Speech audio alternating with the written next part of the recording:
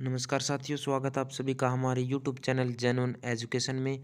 आज हम लेकर आए हैं आपके लिए जनरल साइंस का वो टॉपिक जो किसी भी एग्ज़ाम में सबसे ज़्यादा बार पूछा गया है, वो है ब्लड। आज हम करने वाले हैं ब्लड पे पीएचडी। कोई भी एग्ज़ाम हो जैसे सीजीएल, सीपीओ, एनटीपीसी, सीएचएसएल या डीएसएसबी, अब तक सबसे ज़्यादा बार पूछा जाने वाला टॉपिक है ब्लड। चलिए शुरू करते हैं। ब्लड यानी रक्त। आप है ना हिंदी इंग्लिश के चक्कर में मत फंसना। साइंस को जितना ज़्यादा आप इंग्लिश में करोगे उतना अच्छे से आपको समझ में आएगी। बाकी मैं बीच बीच में हर वर्ड्स के मीनिंग आपको बताता रहूँगा। शुरू करते हैं। ब्लड क्या है? ब्लड यानी रक्त।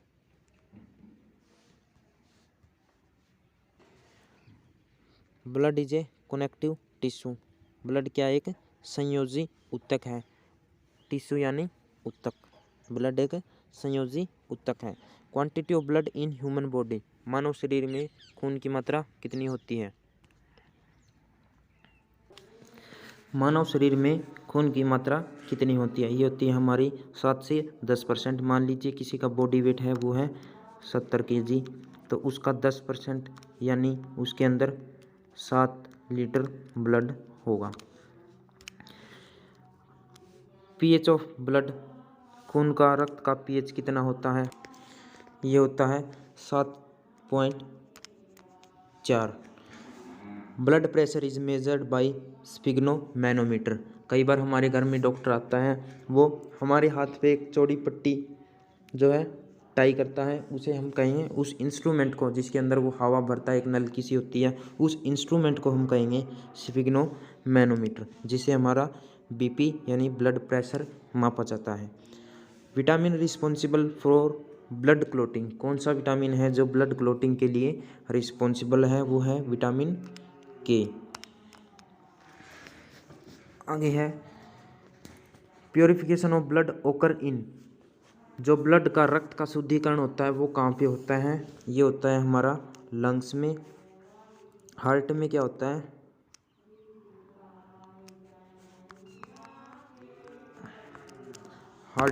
हार्ट में होता है, ब्लड पंप करता है। और लंग्स में यानी फेफड़ों में इसका शुद्धिकरण होता है। प्योरिफिकेशन ऑफ ब्लड ओकर इन लंग्स। ठीक है, अब आगे चलिए। ब्लड के कंपोनेंट क्या क्या हैं? इस फोटो से देख लीजिए आप ब्लड के कंपोनेंट। ये है हमारा रक्त। इसके दो पार्ट होते हैं, एक होता है प्लाज्मा, दूसरा होता है फॉर्म्ड एलिमेंट। प्लाज्मा के अंदर क्या क्या होते हैं? Formed element, amino acid, nutrient, protein, nitrogenous waste, electrolyte और गैसेस, ये होती हैं प्लाज्मा के अंदर। और इस प्रोटीन में क्या क्या होते हैं? एल्बुमिन, फाइब्रिनोजन और ग्लोबुलिन। दूसरा आता है फॉर्म्ड एलिमेंट। इस फॉर्म्ड एलिमेंट के अंदर क्या क्या होते हैं? इसके अंदर होते हैं हमारे इरेथ्रोसाइट यानी आरबीसी, ल्यूकोसाइट यानी डब्ल्यूबीसी। ल्यूको का मतलब होता है, ये देखिए ये ल्यूको का मतलब होता है वाइट, और साइट्स का मतलब सेल यानी वाइट ब्लड सेल, सफ़ेद रक्त कणिकाएं। दूसरा होता है हमारा इरेथ्रो का मतलब होता है रेड, और साइट्स का मतलब होता है सेल्स यानी लाल रक्त कणिकाएं। अब ये ल्यूकोसाइट हमारी होती हैं दो प्रकार की, एक होती है ए ग्रैनुलोसाइट, दूसरी होती है ग्रैनुलोसाइट। ग्रैनुलोसाइट नाम से ही पता चल रहा है, ग्रैनुल्स यानी दानेदार। इसके अंदर होती है हमारे न्यूट्रोफिल, बेसोफिल और इयोसिनोफिल। और ए ग्रैनुलोसाइट्स में होते हैं लिम्फोसाइट और मोनोसाइट। अब ये जो प्लाज्मा है हमारा, ये होता है कितना? 55 से 60%। ये जो प्लाज्मा है ये होता है 55 से 60%।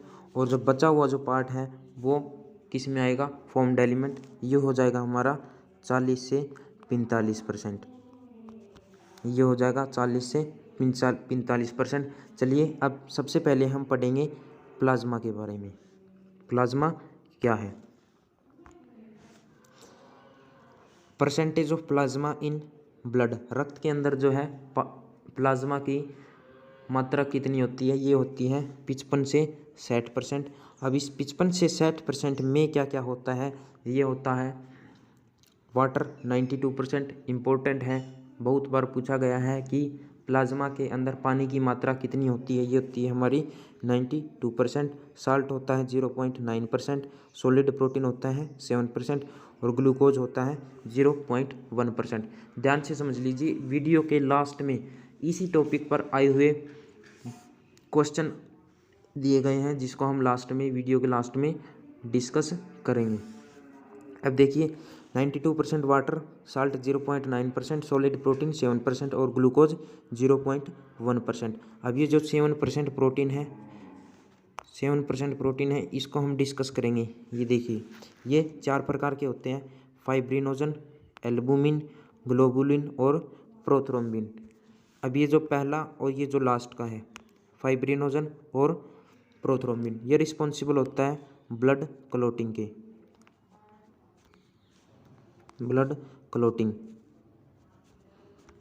क्लॉटिंग के लिए रिस्पॉन्सिबल होता है, यानी खून जम जाता है हमारा कई बार। जैसे देखिए, ये है हमारी वेन यानी नस जिसे हम कहते हैं, और ये ब्लड है, इस नस में से बह रहा है। मान लीजिए हमारे किसी बॉडी पार्ट पे यहाँ पे लास्ट में चोट लग गई, तो खून है हमारा इसके थ्रू बाहर चला जाएगा सारा, ठीक है। तो ये जो प्रोटीन होते हैं फाइब्रिनोजन और प्रोथ्रोम्बिन, ये रिस्पॉन्सिबल होते हैं कि हमारा जो ब्लड है यहाँ पे क्लॉट हो जाए और खून हमारा बाहर न निकले। तो ये क्या करेंगे, ये फाइब्रिनोजन और प्रोथ्रोम्बिन ये क्या करेंगे, एक नेटवर्क बना लेंगे, यहाँ पे अपना नेटवर्क बना लेंगे, जिससे ये ब्लड है, ये जो इसकी जो सेल्स होती हैं, ये बाहर नहीं जाने पाती, यहाँ पे इस जाल के अंदर फंस जाती है और हमारा थोड़ी ही देर में, चोट लगने के थोड़ी ही देर में 2 से 5 मिनट के अंदर खून बहना बंद हो जाता है। ये किसकी वजह से होता है, ये होता है हमारे फाइब्रिनोजन और प्रोथ्रोम्बिन प्रोटीन की वजह से।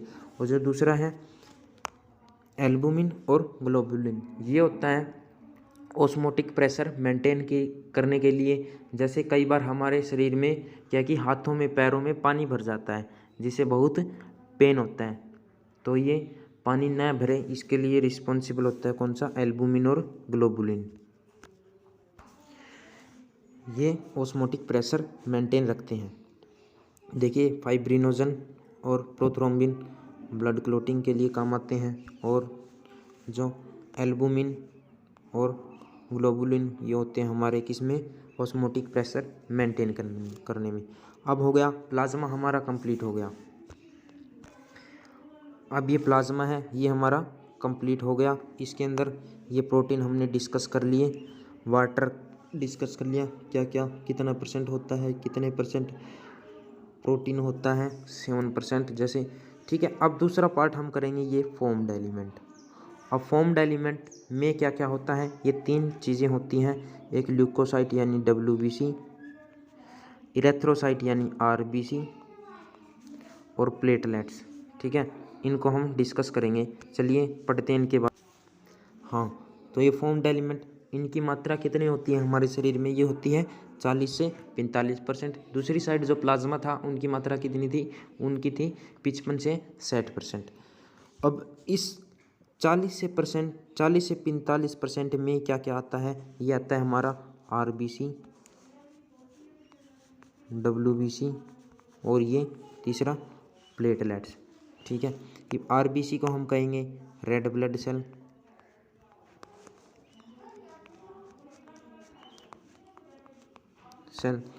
WBC को हम कहेंगे वाइट ब्लड सेल, और तीसरा क्या हो गया हमारा प्रोटीन, प्लेटलेट्स। अब इससे आगे हम करेंगे डिस्कस, RBC को हम क्या कहेंगे, RBC को हम कहेंगे इरेथ्रोसाइट,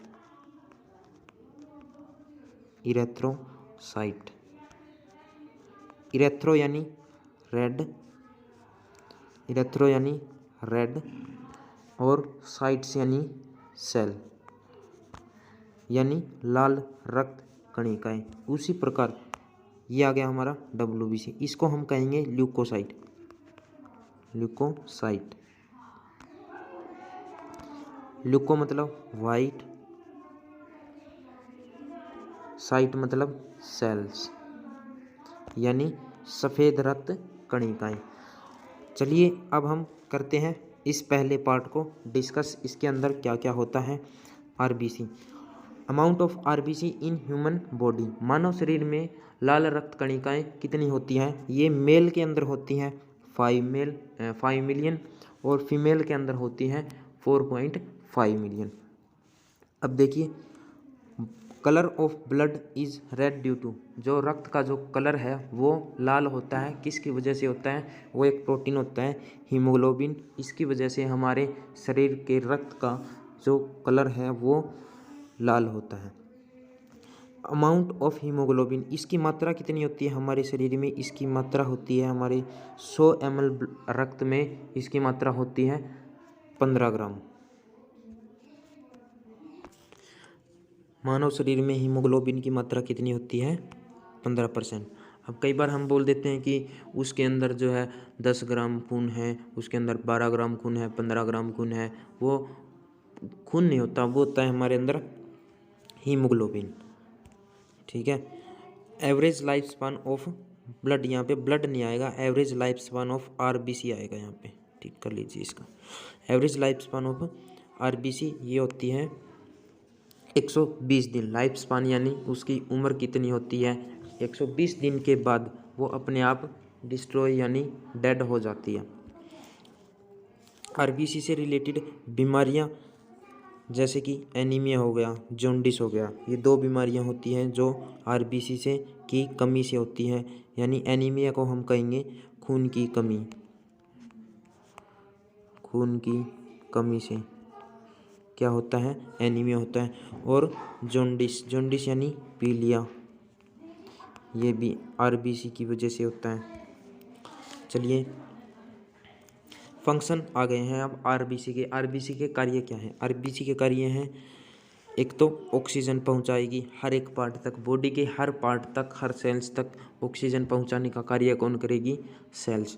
दूसरा, जो CO2 है उसको वापस लाने का, दूषित जो CO2 है उसको वापस लाने का कार्य कौन करेगी, RBC करेगी। एक O2 पहुंचाएगी, CO2 वापस लेके आएगी। ये कार्य हैं किसके, RBC के। हीमोसाइटोमीटर, हीमोसाइटोमीटर क्या है, हीमो मतलब मैंने बताया था यानी RBC, और साइटो, साइटो का मतलब होता है सेल, और मीटर का मतलब जिससे हम मापते हैं, मापने का यंत्र। तो हीमोसाइटोमीटर का मतलब होता है measure the number of RBC, हमारे शरीर में RBC की मात्रा कितनी होती है वो किस इंस्ट्रूमेंट की हेल्प से हम मापेंगे, वो मापेंगे हम हीमोसाइटोमीटर की मदद से। अब हमने क्या कर लिया, प्लाज्मा कर लिया, प्लाज्मा कर लिया 55 से 60% RBC कर ली। अब हम करेंगे क्या, WBC। WBC यानी वाइट ब्लड सेल, इसका दूसरा नाम क्या है, ल्यूकोसाइट। बहुत बार पूछा गया है कि WBC RBC का दूसरा नाम क्या है, तो WBC का दूसरा नाम है वो क्या है, leukocyte. Life span of WBC यानी WBC की उम्र कितनी होती है, ये होती है उम्र WBC की 5 से 7 दिन। अब WBC के अंदर 2 प्रकार की सेल्स होती हैं, एक लिम्फोसाइट, एक मोनोसाइट।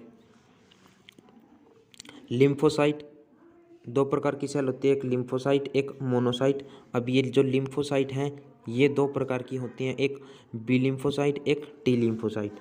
डायग्राम देख लीजिए आप एक बार, ये देखिए, ये है हमारी क्या, WBC यानी ल्यूकोसाइट। ल्यूकोसाइट 2 प्रकार की होती हैं वैसे, ग्रैनुलोसाइट और ए ग्रैनुलोसाइट। अब ये ए ग्रैनुलोसाइट भी 2 प्रकार की होती हैं, लिम्फोसाइट और मोनोसाइट। अब हम कर रहे हैं क्या, ये लिम्फोसाइट। चल देख लीजिए एक बार लिम्फोसाइट, ये देखिए ये लिम्फोसाइट होगी हमारी। इस लिम्फोसाइट भी आगे 2 प्रकार की होती हैं, जिसे हम कहेंगे, जैसे ये है बी लिम्फोसाइट और टी लिम्फोसाइट। अब ये टी लिम्फोसाइट है, ये है, इनको हम कहेंगे helper T lymphocyte. Helper T lymphocyte, T lymphocyte.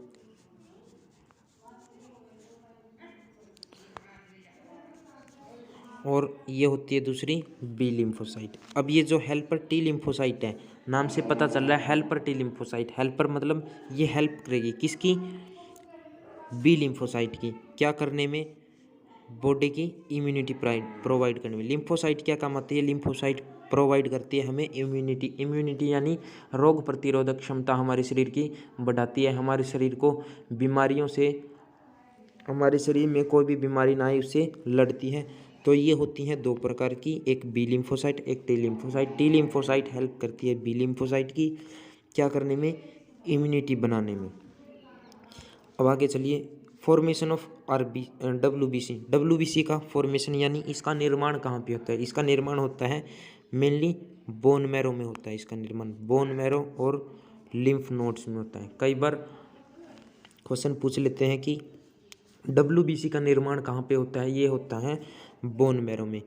अब इसके फंक्शन, डब्ल्यूबीसी कार्य क्या क्या करती है, ऊपर देखा था हमने ऊपर कि डब्ल्यूबीसी ये क्या है कि एक तो इम्यूनिटी प्रोवाइड करती है, ये देखिए इम्यूनिटी प्रोवाइड करती है, बॉडी गार्ड ऑफ बॉडी यानी हमारे शरीर का सुरक्षा कवच है कि हमारे शरीर में कोई भी वायरल, हमारे शरीर में कोई भी बीमारी ना आए। और अब ये दो टर्म्स देख लीजिए आप, एक तो है ल्यूकोपीनिया, एक है leukaemia. Increase number of WBC is called as leukopenia और decrease number of WBC is called as leukaemia. ये कई बार एग्जाम में पूछी गई हैं कि डब्ल्यूबीसी की संख्या बढ़ती है उन्हें क्या कहते हैं, उन्हें हम कहते हैं ल्यूकोपीनिया, और डिक्रीज नंबर ऑफ डब्ल्यूबीसी को क्या कहते हैं, ल्यूकेमिया। अब हमने कर लिया आरबीसी, डब्ल्यूबीसी, प्लाज्मा। उसके बाद हम करेंगे क्या, प्लेटलेट्स। ये हमारे शरीर में कितनी होती हैं, ये होती है 4 से 5 लाख इन नंबर्स। इसका फॉर्मेशन कहाँ पे होता है, इसका फॉर्मेशन होता है बोन मैरो में। बोन मैरो में इसका फॉर्मेशन होता है, बोन मैरो यानी अस्थि मज्जा। और ये डिस्ट्रॉय कहाँ पे होती है, ये डिस्ट्रॉय होती है हमारी स्प्लीन में। स्प्लीन यानी प्लीहा, प्लीहा में ये क्या है, डिस्ट्रॉय यानी ख़त्म हो जाती है। कितने दिन में, 5 से 7, 3 से 5 दिन में। इसकी लाइफ स्पान यानी उम्र होती है 3 से 5 डेज। फंक्शन क्या है इनके, इनके फंक्शन हैं, ये कार्य करती हैं ब्लड क्लॉटिंग में। हमारे शरीर में जो खून चोट लगने के बाद खून बहे ना और ये ब्लड क्लॉट करवा देती है, वहाँ पे खून का थक्का जम जाता है, उसका रिस्पॉन्सिबल है कौन, प्लेटलेट्स।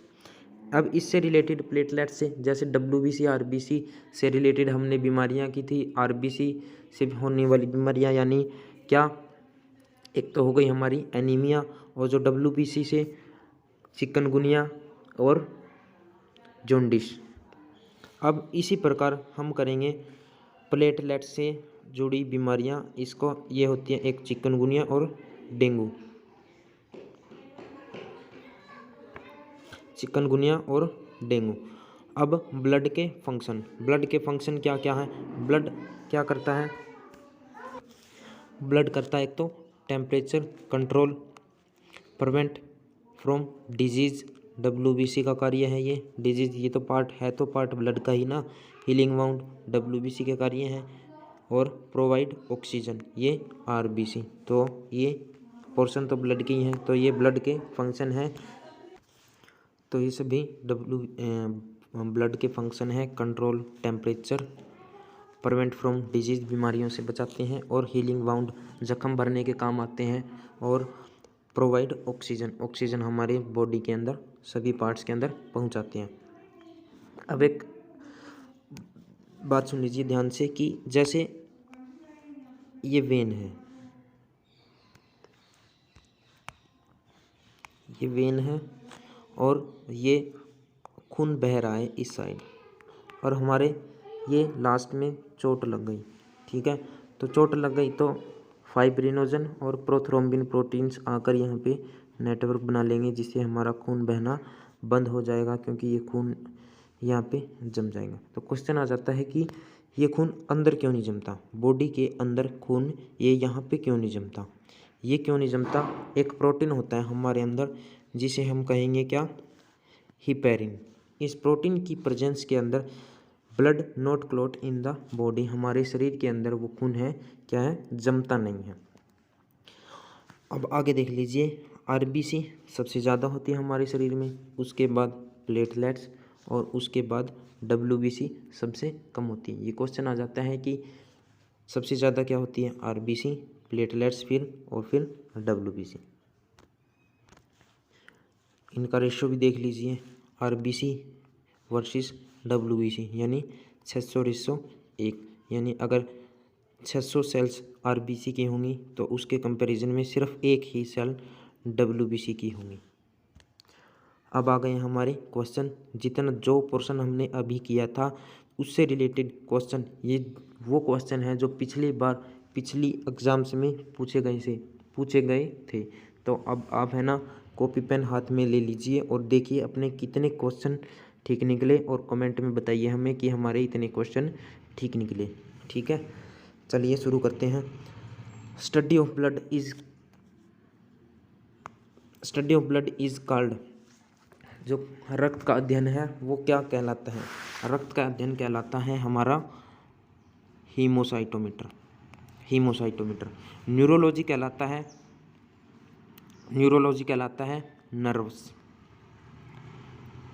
नर्व्स की स्टडी करना क्या कहलाता है, न्यूरोलॉजी। हिस्टोलॉजी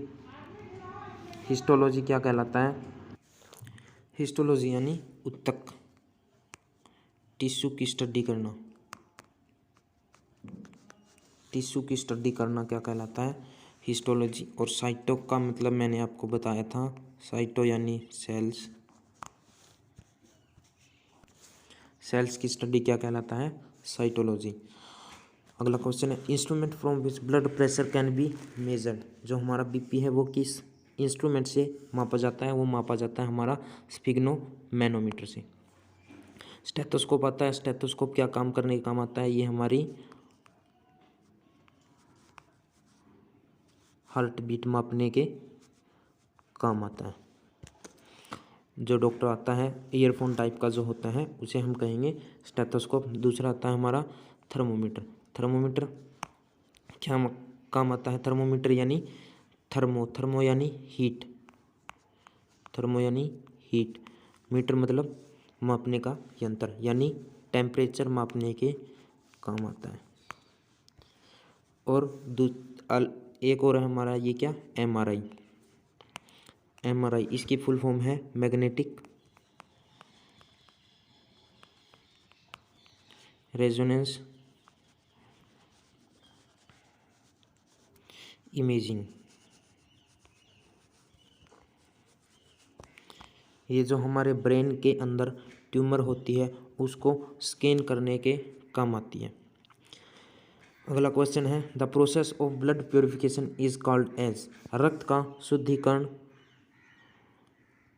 क्या कहलाता है, रक्त का शुद्धिकरण कहलाता है हमारा डायलिसिस को हम क्या कहते हैं, रक्त का शुद्धिकरण। हीमोलिसिस, ये टर्म है एक, हीमोलिसिस यानी हीमो का मतलब आरबीसी मैंने बताया था, और लिसिस का मतलब टूटना यानी रप्चर। तो आरबीसी का रप्चर कहलाता है हीमोलिसिस, और पैरालिसिस यानी किसी मसल्स की प्रॉपर वे से फंक्शन न करना यानी इमोबिलिटी, इसको हम कहेंगे पैरालिसिस। और ओस्मोसिस होता है हमारी वाटर की कंसंट्रेशन बैलेंस रहे, इसे हम कहेंगे ओस्मोसिस। तो इस क्वेश्चन का राइट आंसर हमारा होगा क्या, डायलिसिस। अगला question, red colour of blood is due to, रक्त का लाल रंग किसकी वजह से होता है, बताइए इसका आंसर आएगा हमारा हीमोग्लोबिन की वजह से हमारे रक्त का जो कलर है वो क्या होता है, रेड होता है। Due to which protein blood not clot in the body, कौन से प्रोटीन की वजह से बॉडी के अंदर खून जमता नहीं है, बताइए। तो इसका आएगा हमारा हिपेरिन। हिपेरिन की वजह से बॉडी के अंदर खून जमता नहीं है। 6th question, which of the following are blood clotting protein. कौन से जो प्रोटीन है जो ब्लड क्लोटिंग प्रोटीन है जो खून जमने में खून रोकने में हमारी मदद करते हैं। तो ये हैं हमारे प्रोथ्रोम्बिन और फाइब्रिनोजन। तो इसका आंसर आएगा हमारा क्या, सी। 7th question, which of the following vitamin is responsible for blood clotting. Blood clotting के लिए कौन सा विटामिन रिस्पॉन्सिबल है, उत्तरदायी है। तो इसका आंसर आएगा हमारा विटामिन के। अगला क्वेश्चन, प्योरिफिकेशन ऑफ ब्लड ओकर इन। जो ब्लड है उसका प्योरिफिकेशन यानी शुद्धिकरण वो कहाँ पे होता है, ये होता है हमारे लंग्स में। लंग्स में ब्लड का शुद्धिकरण होता है। हार्ट में क्या होता है, हार्ट ब्लड को क्या करता है, पंप करता है, पंप करता है। और किडनी क्या करती है, किडनी ब्लड को फिल्टर करती है, फिल्टर करती है। और इसका शुद्धिकरण यानी प्योरिफिकेशन होता है कहाँ पे, लंग्स में। चलिए, pH of blood is, blood का पीएच यानी रक्त का पीएच कितना होता है, ये होता है 7.4। Percentage of plasma in blood, blood के अंदर प्लाज्मा की मात्रा कितनी होती है, ये होती है, मैंने बताया था आपको, मैंने आपको बताया था प्लाज्मा की मात्रा ब्लड में कितनी होती है, ये होती है हमारी 55 से 60%। तो ऑप्शन के हिसाब से इसका आंसर आएगा हमारा 60%। Next question, quantity of blood in human body, मानव शरीर में ब्लड की मात्रा कितने परसेंट होती है। तो ये होती है हमारे टोटल बॉडी वेट के 10%। अब किसी का बॉडी वेट मान लीजिए है 100 kg, तो उसके 10% के हिसाब से उसके अंदर आएगा 10 लीटर ब्लड उसके अंदर होगा। मेटल फाउंड इन ब्लड, कौन सी धातु रक्त में पाई जाती है। तो ये पाई जाती है हमारी आयरन।